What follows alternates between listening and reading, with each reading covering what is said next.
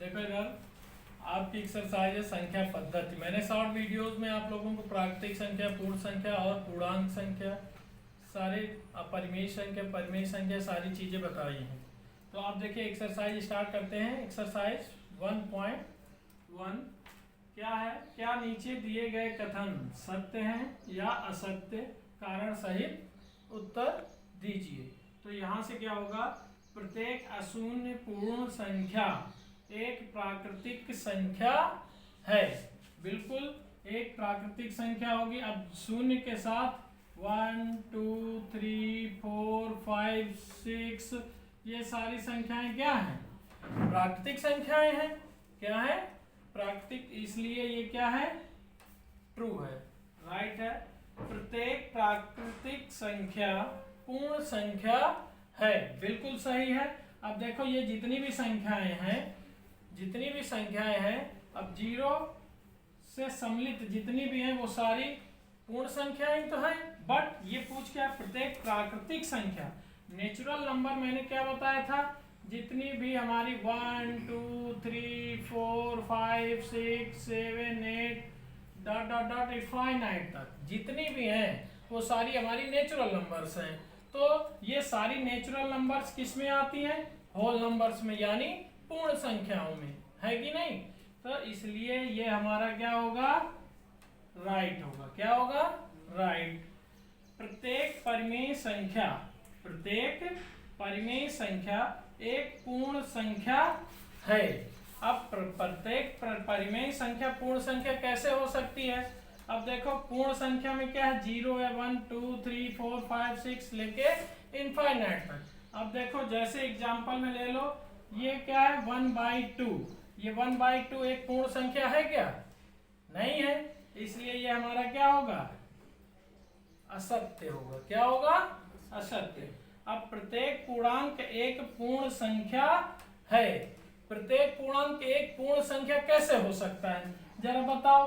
अब यहां से देखो 0 1 2 3 4 डॉट डॉट डॉट इनफाइनाइट, इधर -1 -2 -3 डॉट डॉट डॉट इनफाइनाइट। अब यहां से देखो प्रत्येक पूर्णांक, इसमें देखो ऋणात्मक पूर्णांक भी आ जाता है और धनात्मक पूर्णांक भी आ जाता है कि नहीं? अब ये जितनी भी हैं 0 से लेकर के इनफाइनाइट तक इधर राइट हैंड साइड में, वो सारी पूर्ण संख्याएं हैं, है कि नहीं? पूर्ण संख्याएं। और इधर की ये देखो माइनस में आ जाती हैं, तो ये हमारी प्राकृतिक संख्याएं नहीं है। क्या नहीं है? प्राकृतिक संख्याएं नहीं है, और इसलिए ये क्या है? हमारी पूर्ण संख्याएं भी नहीं होंगी। प्रत्येक पूर्णांक एक पूर्ण संख्या है नहीं, प्रत्येक पूर्णांक पूर्ण संख्या नहीं हो सकता। आई बात समझ में? प्रत्येक परिमेय संख्या एक अशून्य पूर्णांक है। प्रत्येक परिमेय संख्या एक अशून्य पूर्णांक नहीं हो सकता, है कि नहीं? ये भी हमारा क्या है? अभी अभी समझाया। ये देखो रॉन्ग हो गया। प्रत्येक पूर्णांक एक अपरिमेय संख्या है। प्रत्येक पूर्णांक एक अपरिमेय संख्या कैसे हो जाएगा? परिमेय संख्या की डिफिनीशन क्या होती है?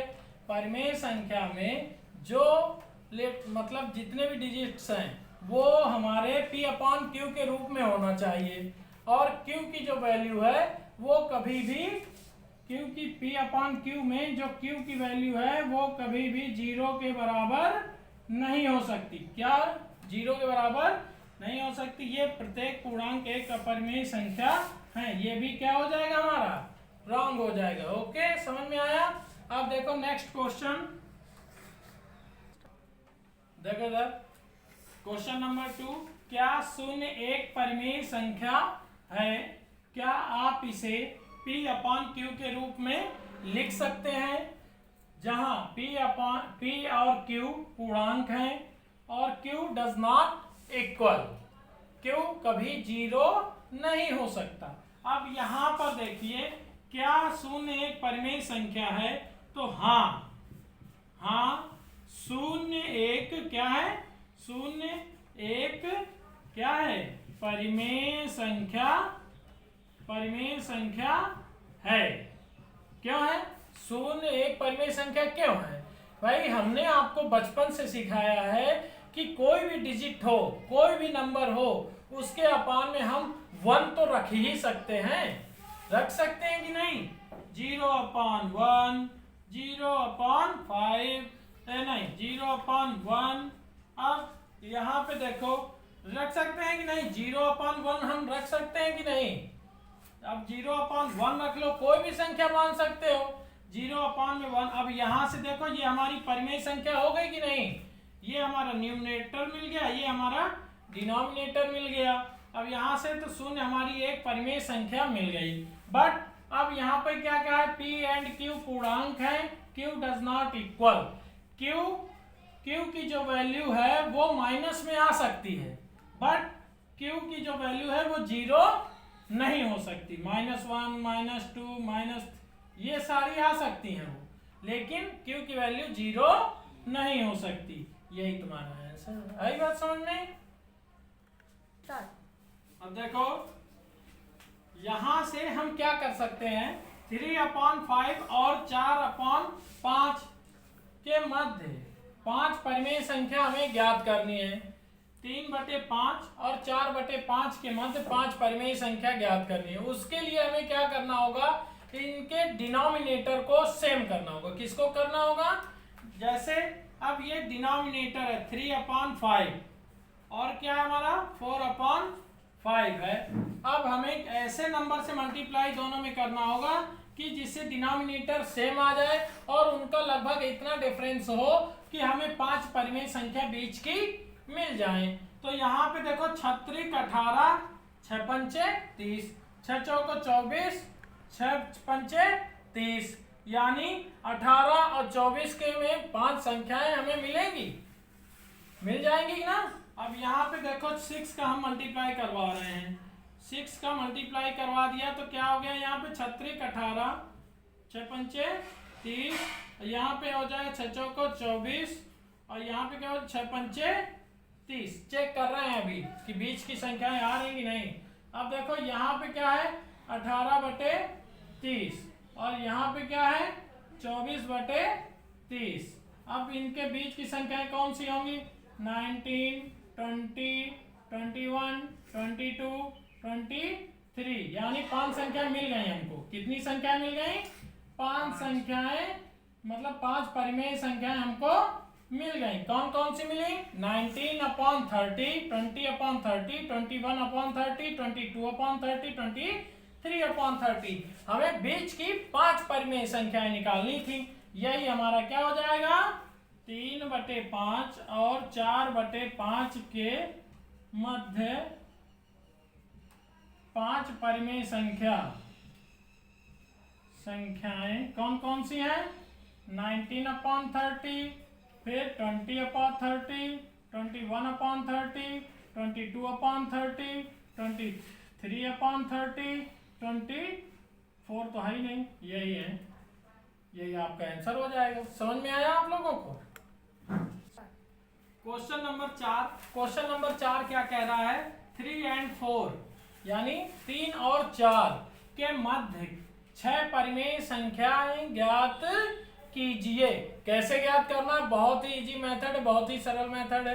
अब देखो, सबसे पहले 3 और 4 में 5 संख्याएं ज्ञात करने के लिए सबसे पहले 3 और 4 को क्या करेंगे? ऐड करेंगे। कितना आ गया हमारा?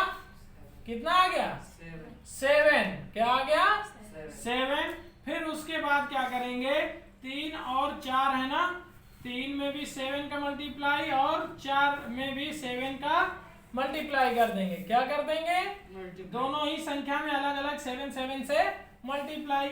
ये क्या हो गया? 7 त्रिक 21, 7 चौको क्या हो गया? 28। क्या हो गया? 7 त्रिक 21, 7 चौको 28। अब क्या करना है? क्या करना? यहां से 21, पहली परिमेय संख्या क्या है? इनकी परिमेय संख्या क्या हो? 21 बटे टोटल कितनी थी? 7। और दूसरी संख्या क्या? 28 बटे 7। अब इनके बीच की संख्या हमें फाइंड करनी है। दूसरी संख्या क्या?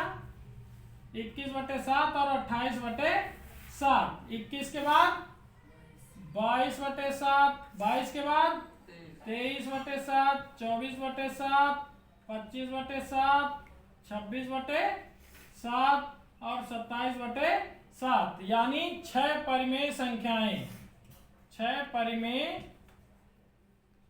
परिमेय संख्याएं कौन कौन सी होंगी? 22/7, 23/7 और 24, 25, 26/7 और 27/7। 1 2 3 4 5 6, ये तुम्हारी क्या आ जाएंगी? 6 परिमेय संख्याएं आ जाएंगी। समझ में आया आप लोगों को? बिल्कुल इजी है। ऐसे कई नंबर्स दिए होंगे, आप जैसे इन्हीं के बीच 5 6 दे देता, 7 8 दे देता, दोनों को जोड़ लो। दोनों को क्या कर लो? जोड़ लो। उसको रख दो डिनोमिनेटर में, और दोनों संख्याओं से उसी संख्या का क्या करवा दो? मल्टीप्लाई। अब उन्हीं के बीच के नंबर सब फाइंड कर लो। है ना जी?